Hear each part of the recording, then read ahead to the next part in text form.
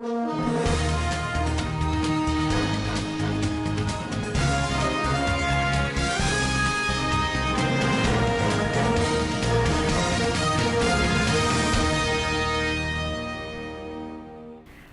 to Standard Voice News Channel. I am Samira Ibrahim.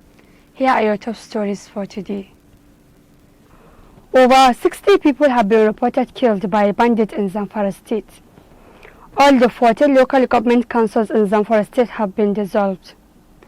NCDC report 348 new cases of coronavirus, totaling 11,166. On business, only rebound is concerned about the valuation of Nigeria's naira. And on the international scene, the global economic system is designed to keep Africa under unending poverty. The Zamfara state government has confirmed the killing of 21 persons in various attacks within the last 2 days.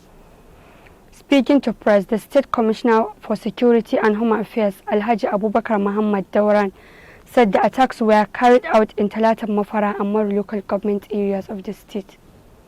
The Commissioner, however, disclosed that the government is still gathering more facts and figures as other sources say over 60 persons were killed in the attacks.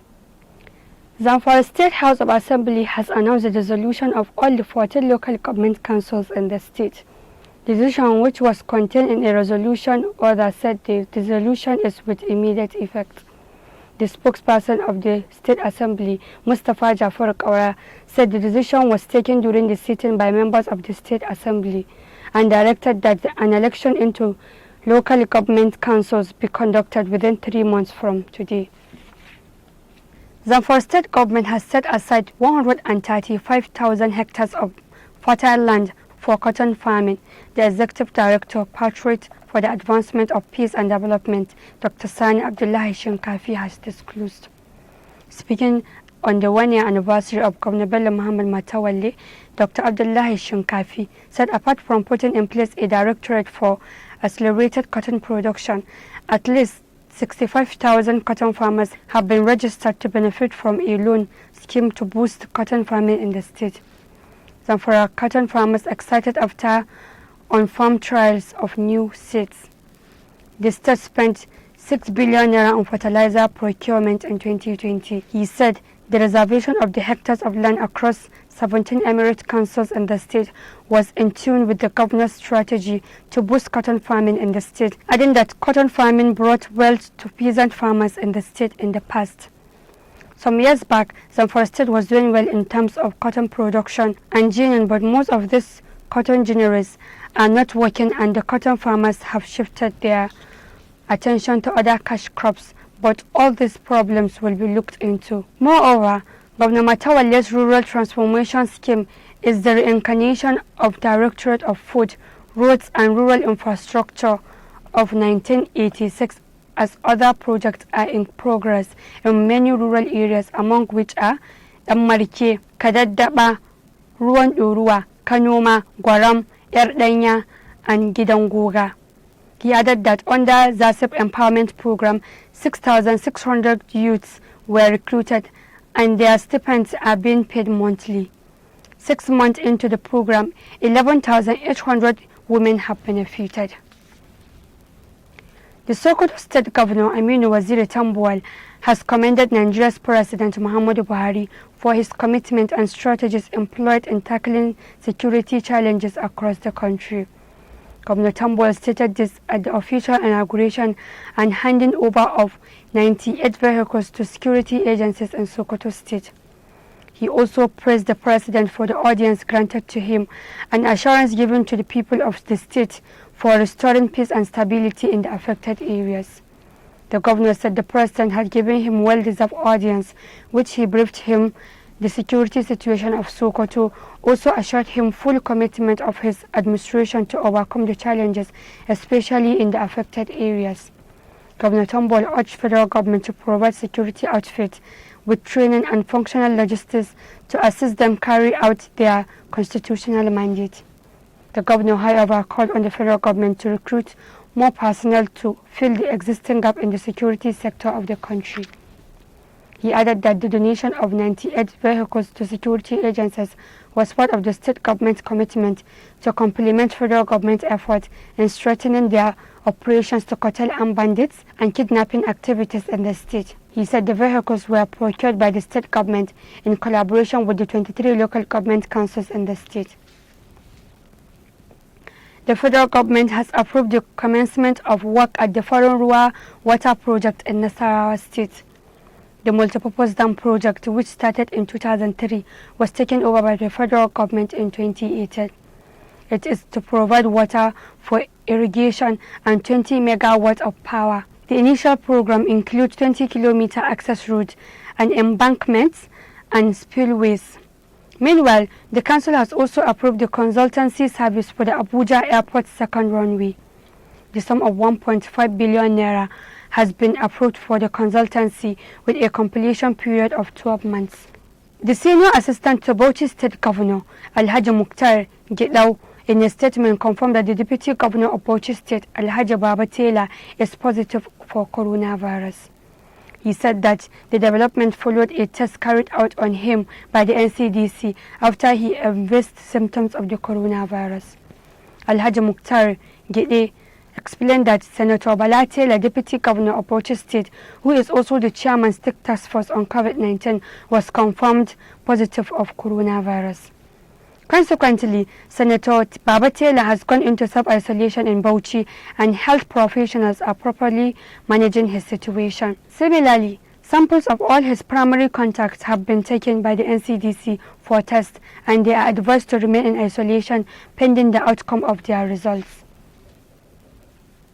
Borno State Governor Professor Babagana Umar Zulum has suspended all resident medical doctors, nurses, pharmacists, lab technicians, and other staff at the General Hospital in Ngala town.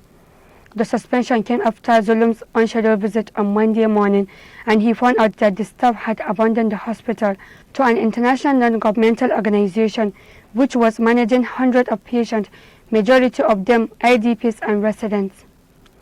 Ngala town is the headquarters of Ngala local government area in central part of Borno State. The border town is within the international land route into Cameroon, Chad, Sudan and Central Africa. Liberated from Boko Haram's control in 2015, Ngala is currently populated by thousands of returnees, many of whom are internally displaced persons, IDPs, forced to flee their villages and farmlands in the wake of attack by Boko Haram. A good number of other residents are indigents of the town. Governor Zulum had, in his usual style of paying surprise visit, showed up at the General Hospital on Monday morning in order to find out the realities of healthcare delivery to citizens. The governor was disappointed to find out that despite high number of patients in the hospital, no one of the staff, from doctors down to clerical staff, was at the hospital. Zulum was in fact received on arrival by the field coordinator of FHI 360, the NGO left in control of the hospital. Saddened by what he found on ground, he ordered the suspension of all the staff with immediate effect. The Nigerian National Petroleum Corporation (NNPC) Wednesday stated that it has commenced the online sales and tracking of petroleum products across the country to ensure minimal human interactions across its depots in the face of the coronavirus pandemic. In a statement in Abuja, Group General Manager, Information Technology Division (ITD) of the NNPC, Ladi Inuwa, disclosed that the online sales and tracking of the commodity became possible due to its deployment of a sales and distribution application in the oil and gas secondary model portal that will enable marketers buy petroleum products online. According to Inuwa, the application known as Customer Express will also enable marketers to register, validate and revalidate their bulk purchase agreements online within a week, adding that the portal provides a dashboard that enables the corporation to track every molecule of product being imported, transported and sold at every given time. He said the portal shows what product is in transit in terms of volume, what quantity is in the jetty, what volume has gone into the pipelines, what quantity has gone in NNPC depots, private depots and refinery depots, so that there will be accurate accounting of every molecule of product that went into the system. Alhaji Inuwa explained that already members of Major Marketers Association of Nigeria, MOMAN, are now purchasing products online. Seamlessly, while the Independent Petroleum Marketers Association of Nigeria, IPMAN, Depot and Petroleum Marketers Association of Nigeria, DAPMAN, and other relevant downstream stakeholders are expected to start transacting businesses on the platform soon. Nigerian Center for Disease Control (NCDC) has reported 348 new cases of coronavirus in Nigeria, totaling 11,166. The agency reported this on its Twitter handle on Wednesday night. It says Lagos State leads the pack with 163 number of confirmed cases of the coronavirus disease, while the FCT has 76 and Ebonyi 23, while Rivers State has 21 among others. The agency said 11,166 confirmed cases of COVID-19 has been recorded in Nigeria, 3,329 discharged, while 315 deaths were recorded. Jigawa State Government has directed civil servants in the state to continue the work at home order for another 2 weeks, beginning from 3rd June 2020 to 15th June 2020. This was contained in a statement signed by Jigawa State Head of Civil Service, Alhaji Hussein Ali Kila. The statement also directed workers providing essential continuous compliance with the precautionary measures like maintenance of physical distancing, regular washing or sanitizing of hands, and wearing of face masks. Alhaji Hussein Ali Kila explained that government is concerned about the welfare and safety of all public servants, just as it was about other citizens in the state, hence the need to strictly adhere to the measures. He commended civil servants in the state for their unflinching support and cooperation on the work at home order. On Tuesday, 2nd June, was a day of grief across the nation as Nigerians react to the killing and raping of young girls across the nation. Many individuals have taken to the street while citizens didn't relent as they spread to hashtag Blackout Tuesday across the internet, creating awareness. President Muhammadu Buhari has also joined Blackout Tuesday as he took his Twitter to criticize the killing of Uwela and the injustice across the nation. He therefore ordered that justice is brought to whoever was involved in the death of the young woman. He expressed his deepest condolences to the family and friends of Uwela Omozua. The president urged the Nigerian police force to speedily and diligently investigate the case and ensure that all the culprits responsible for this barbaric act are brought to justice. On business, over to Fauzia. Hello there, welcome to Standard Voice Television Business Updates. The rebound in oil prices has given Nigeria's Naira a reprieve, aiding investors concerned that a steep devaluation may be unavoidable. Brent crude prices has doubled since hitting a 2-decade low in April. It traded close to $40 a barrel on Wednesday. Since Nigeria relies on oil sales for 90% of export earnings, that helped the country's central bank to replenish its stock for foreign currency reserves. 12-month Naira forwards traded at 454.50 per dollar at 11:43 a.m. Wednesday, down from a high 522.56 Naira to the dollar on April 20th. The currency traded at 388 Naira to the dollar in the spot market. The gap between the official and black market rate had also narrowed. The currency has appreciated to 445 Naira a dollar on the black market from 460 Naira last week, after the Central Bank of Nigeria resumed selling dollars to small businesses. And that's all on the business updates. I'm Fauzia Ibrahim. Goodbye. And on the international scene, Africa, the hungry cow that produces enough milk to feed the world, is not hungry because she has no food within her yard, neither is she hungry because she is incapable of generating enough food on her table. The simple truth is that this cow is hungry because an iron lock has been placed on her head to cover her mouth, and her children are threatening against their lives to accept what they obviously know to be unacceptable. Thirdly, those who milk Africa every day are not just greedy people who seek selfish benefit from her riches. They are also wicked monsters who joined effort to starve her so they can derive happiness and pleasure from the sight of her suffering and pain. Still on the international scene, demonstrators walk along Pennsylvania Avenue as they protest the death of George Floyd on Wednesday in Washington.